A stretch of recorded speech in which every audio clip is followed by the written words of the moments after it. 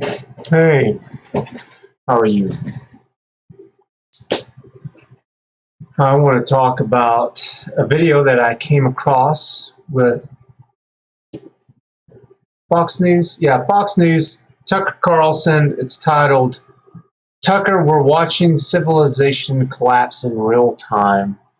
I'll have a link in the description below if you want to watch the video yourself. And what he's talking about is how much money they're spending on the homeless. And he compares it to how much they're paying for student loans and small businesses and with COVID. And they're just spending this stupid, insane amount of money on these homeless people.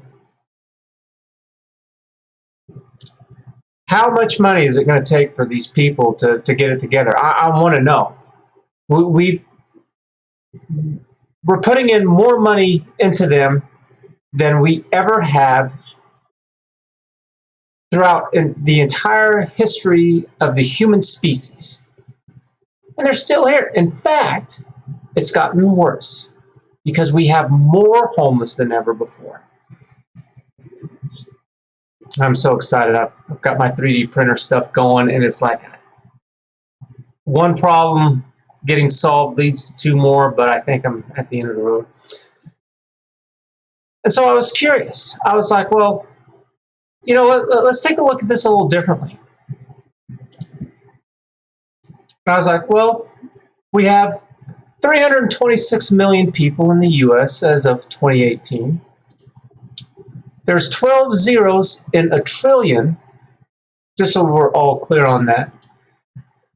And then the U.S. budget for 2021 is $4.829 trillion. So let's see what that is. $4.82 trillion. We're just going to say, we're just going to do an even 5 trillion. I'm going to be lazy about it. 1, 2, 3, 4, 5, 6, 7, 8, 9, 10, 11, 12 zeros. Let's divide that by 300 million people.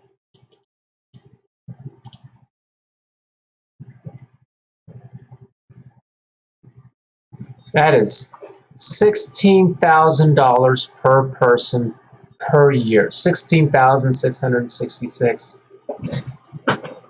It's really not that. It's probably going to be closer to $20,000 per person.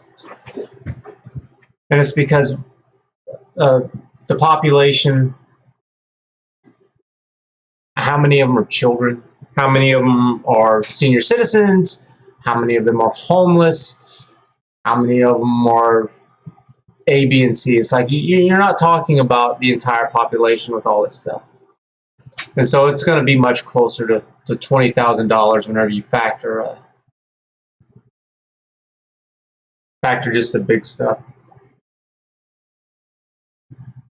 $20,000 a year, roughly, is what we pay in taxes, and it's because every single little thing gets taxed, and so it all adds up. What's a good example? This, I don't know how well you can see this, but there's a keyboard back here behind me. And so it's every little key, every little screw, this little black piece right here, the little black piece for the knob right here that you move back and forth. That had to get made. There's a factory somewhere that made this. There were miners who had to mine the material, mine the coal, get the electricity, get the building to house the equipment, to manufacture this stuff, and all of it is taxed. So how much more did that cost me because of all these stupid taxes?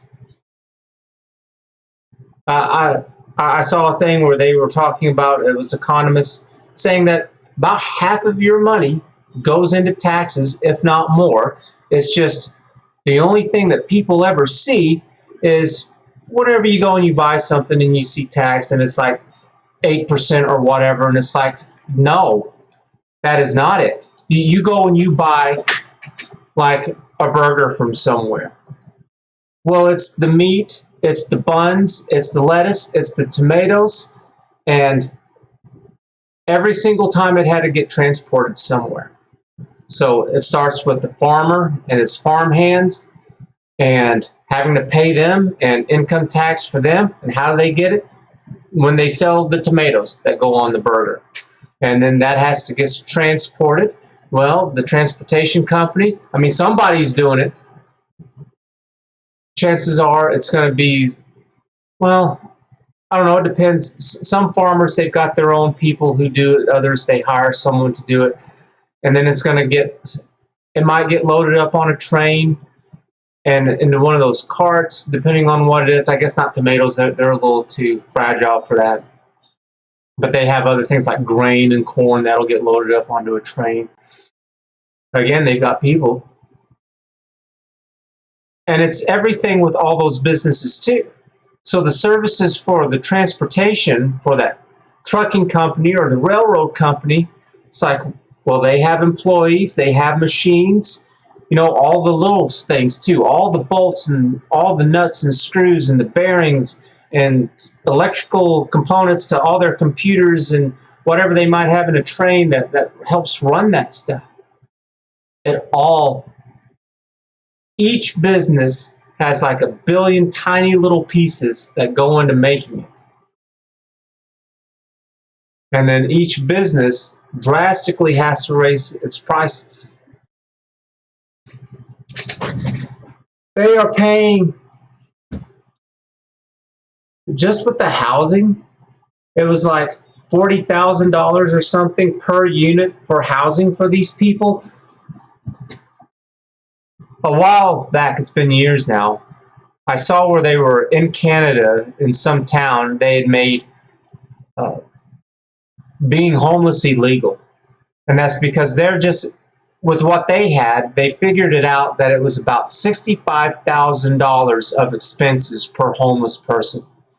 And it was because of having to hire the officers to be able to patrol and to police them and to book them and to house them. And so whenever you did all that, and with the soup kitchens and the medical and everything that they had, and then also the damages that they did to the businesses that they robbed, to the people that they mugged, to the assaults and all this stuff, I think that's an extremely low estimate that they came up with. They said it would be better, it would cost less to be able to just put them into housing, say that it's illegal, and that the community, the city as a whole, that they were going to be able to reap much bigger benefits. But the problem is all the little variables. It's not like it's all one source where this comes from. It's like, oh yeah, they littered here and they broke a window here. They hit somebody because they got into a fight. All those little things is what people have a hard time with, that they don't add up to. And yes, at some point in time, here hopefully before this month is over, I'll be able to really knock out these videos and start in on this, because whenever this stupid thing gets going, I don't have to mess with this. It'll be an automatic thing. I'm going to move it over there so it's a little bit quieter, and you can put on silent fans, and it's like that. The fans just make that thing dead silent. And I'll be able to fit it into being able to build up a routine, and then things will go incredibly smooth after that, or a hell of a lot better than what they are right now. And this is something that it's like understanding what a trillion is not, that's not a number that we deal with. It's like we don't understand what $1 trillion in cash would look like.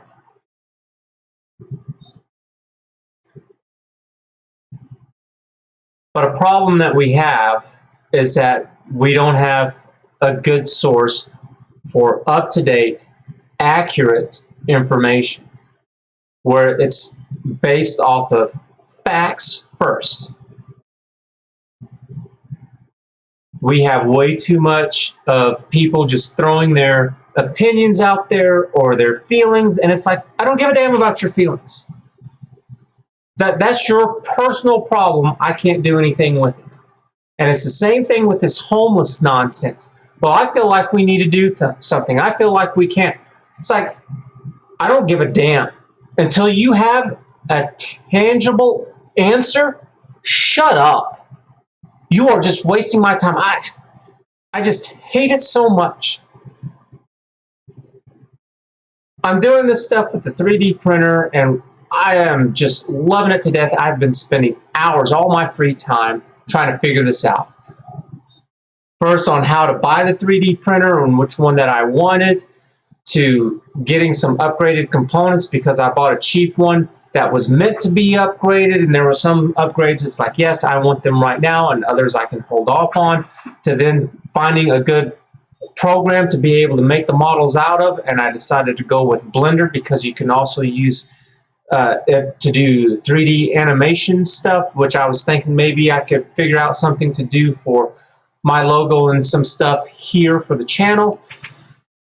And then learning how to use the slicer, and the slicer slices the model up because it prints off in slices with the printer, and then figuring out how to use the printer, and it's a lot. Looking for something very specific, it's hard. Trying to find people who have done videos and articles about doing precision modeling on Blender for 3D printing, it's like, good luck. And if you're lucky enough to find it, it's out of date. Because even just 2 or 3 years old, it's like, it's completely irrelevant. I use Prusa as the slicing program, and they just updated it again. I can look at videos that are like 2 or 3 years old, and it's like, doesn't look like what I have. It's close enough though. It's like, yeah, I can tell it, but it's like, I've got a lot more features than what they do. Same thing with Blender. Just, I missed the really hard stuff with Blender because it was just, they keep saying like, it was 2 or 3 years ago with this that they did like this big massive update to it, and they're still doing it constantly. And so it's not good enough. I have to look specifically for videos that are of 2021 because it's that big of a deal, and I only try to go back 6 months into back half a year in 2020. Beyond that, it's kind of like I'm desperate if I'm looking beyond that. And if I do, it's real quick or whatever. But I just can't imagine what people could do if we weren't blowing our money on these people who aren't doing anything. Because whether if they're on drugs and they fried their brains, or they're just mentally incapable of taking care of themselves because that's the way that they were born, the answer is not to just leave them out there on the streets. But according to Tucker Carlson here, is the Supreme Court ruled that you cannot kick people, you can't. I'll have him say it. Let me find it. Here, listen to this nonsense. Boise. That suit made it to the Ninth Circuit Court of Appeal. So some company decided to sue the government on behalf of some homeless person who they didn't even know. And it was, the homeless person was in California, and the company filing the lawsuit was in New York. Here, let me just back it up a little bit more. Why did they want that? We don't know. Democratic office holders. But the firm wanted to change vagrancy laws to increase homelessness. Why did they want that? We don't know. But the firm filed a lawsuit on Basil Humphrey's behalf against the city of Boise. That suit made it to the Ninth Circuit Court of Appeal. Oh, Boise, Idaho, and the company's in New York. In 2018, the court declared that cities have no right to criminalize homelessness. In fact, the court ruled cities have an obligation to provide free housing to the homeless at public expense. I don't understand the point of that at all. It's like, well, okay, you give them housing. Then what? What about afterwards? How does giving them anything increase their IQ, build up good work habits, rebuild the bridges that they burned with their friends and family? How does it do any of that stuff? You know, if you really want to help somebody, you know what? It's going to take years. If you've ever known somebody who's had a drug addiction, it's like, good luck. Just with my weight, with my addiction to food, it's like it has taken me years to lose 50 pounds. And I hear it all the time because as I get older, that means all my friends and family members get older too. And I've seen plenty of them just put on the weight and they talk about getting it off and they'll try for a little while and then they just bomb on it. And even whenever I was losing the weight, it's not like I just lost the weight and just kept going down. No, it was like I would go down and then I would screw up and gain some weight and lose some more. And it was just up and down, up and down. And even now it's still that way, but it's like I have to keep going. And the biggest problem that I'm having now with all this is that I think I've gotten about as far as I can on my own. And to fine tune this, to get the last bit, I think I'm going to have to go join a gym. One of the problems that I keep having is just getting myself injured from lifting and from running. And I know part of that is that my form is not very good because I've watched videos and that's not the same as doing it in front of somebody who's able to look at you and say, oh, well, your back is too straight, or you're not going low enough, or you're going too high, or something like that. And it's like, yeah. And so with people who are mentally incapable of taking care of themselves, it's like, yes, we should absolutely step up and help them. And the three biggest groups who are like that naturally are children, people who are just mentally incapable of taking care of themselves because they were born that way, and senior citizens and cognitive decline. And it's like, it's so weird because it's like we have that for children. We have orphanages and foster homes and all this stuff. And for senior citizens, we have nursing homes and care sites for them. But yet, if you're mentally retarded and you're, I guess, 18, maybe 21 or something like that, and you're just on your own, it's like there's nothing for you. It's like, good luck. It's like, well, why?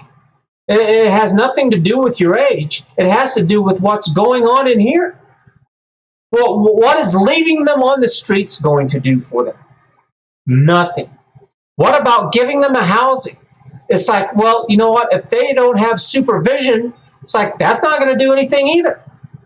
Because I was looking at other videos talking about how bad it was, that Louis Rossman channel that I sometimes show on here, where he's really pushing that right to repair stuff, and I hope he gets it. And he was talking about how he left New York, and they was doing the same thing. They built these apartments for the homeless people, and it's like they looked really nice for like a short while, and then they looked like trash. And he showed pictures of it, and it's like there was feces and vermin and bugs all over the place. And it's like, yeah, I don't doubt it at all, because I worked out at the local prison around here, or one of the state prisons, and yeah, they would just take a dump anywhere. This is their rec place where they would play basketball, and they'd have time to go out there, and you would find that somebody had taken a dunk out there, and you would have to get, what did they call those offenders? There were different levels of offenders, and the really good offenders were the ones that they had special privileges, and but they had kind of had to work for it, so they would clean, but they had the ability to kind of go around and do things. You know, it's not completely. I mean, they still had to check in with officers, but they were the only ones that could leave the pods. You know, but it was usually to work, and so it would be to just kind of mop, and it was just a casual thing, because how long can you actually mop? And it's like, well, somebody's got to do it, and it has to get clean, and water's cheap, so it's like, are they doing it here too? It's like, yes. And so these people need to be put into like a senior citizen retirement home, but for the ones who are mentally incapable, who are younger than senior citizens, who are being cared to and looked after because they're obviously incapable of taking care of themselves. Now, they should be completely different, though, from people who, no, they were fine, then they got caught up in drugs, and now things aren't working. The people who are born that way, it's like they're not to blame at all for anything. Let's do more for them. The people who have gone down substance abuses, down those paths, it's like I'm a little less sympathetic for them. And to help keep them from taking advantage of it by getting like free housing, it's like they too need to be walled off because they're prey, they're victims for predators. And that if they haven't gotten, and also it needs to be kind of set up like a child, because people like that have the child mentality of the way that they view the world and the way that they act with others. They're immature, and their understanding of things is really kind of poor. But maybe they haven't been doing drugs for very long, and they're able to get out of it. And the way that you could get out of it is that here's a checklist of things. So you don't need a committee. It's not up to somebody who doesn't know you, and they just, oh, you looked at me the wrong way, and so I'm not going to let you leave, because that's what's going on inside their head, a kind of conversation that they're having to themselves. It's like, I don't like this person, and so I'm going to deny you to leave. It's like, well, why? Because I've seen that happen. I saw where a judge was like, you've done everything that you're supposed to do, and I just can't let you out, even though it looks like you're doing a lot of good. And it's like, what the hell are you talking about? I tell you what, it was a white judge with a black guy, and he was a kid. He killed somebody. He was like 13 years old. He was young, maybe wasn't even a teenager. And he was told that after juvie, he was going to go to prison, and that he was going to just spend the rest of his life there. It's like, well, I don't know. But during that time, he went ahead and he did all these programs, and he got his GED, and he was just in the library and really contemplating what happened. And so whenever his chance to come up to speak before the judge, I don't know how he managed that, because I don't think he was eligible for parole, but he ended up there in front of the judge and talking about how, yeah, that was just so stupid. I don't ever want to do that again. And I'm planning for a future of a life outside of prison. And it's like, crap, dude. It's like, yes, it's absolutely horrible what that kid did. But it's like, damn. He deserves 1 second chance. 1 second chance. Because I tell you what, if you can give someone like that a second chance, we're all going to screw up. And so if you can give him like a second chance, then that means the same for all of us. And it's like, I need second chances with things. I've definitely screwed up with stuff.